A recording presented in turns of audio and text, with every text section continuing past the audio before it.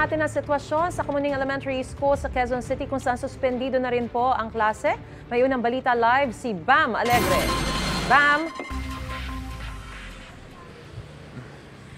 Maris, good morning. Walang pasok mula daycare hanggang senior high school, both private and public sa Quezon City.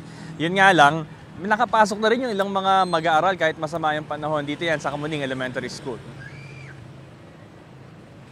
Maagang pumasok sa morning shift yung mga mag-aaral dito sa Kamuning Elementary School. Yun nga lang, maaga rin din silang pinauwi. Ngayon lang kasi inanunsyo na walang pasok sa lungsod. Kaya sa mga kalye, sa palibot ng paaralan, nagkalat yung mga mag-aaral na gumayak na pauwi.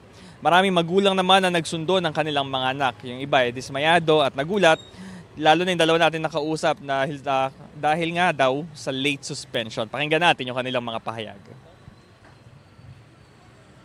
Nakakainis lang ng konti, gawa ng kwan eh.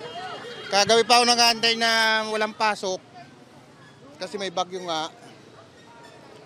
Maaga patuloy gumising, nagluto ng mga almusal ng mga bata. Isuspendido din pala, kahatin lang kanina, balik na naman.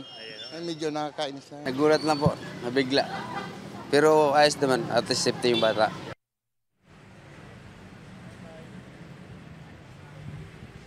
Maris, ngayon dito sa Kamuning Elementary School, halos nakauwi na yung karamihan sa mga mag-aaral. Pero may mga ilan pa rin natira, naghihintay ng kanilang mga sundo. Ito ang unang balita mula rito sa Quezon City, Bam Alegre, para sa GMA Integrated News.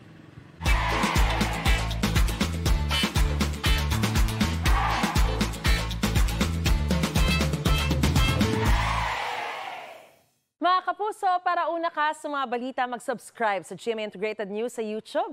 Sa mga kapuso abroad, subaybayan niyo po kami sa GMA Pinoy TV at sa www.gmanews.tv.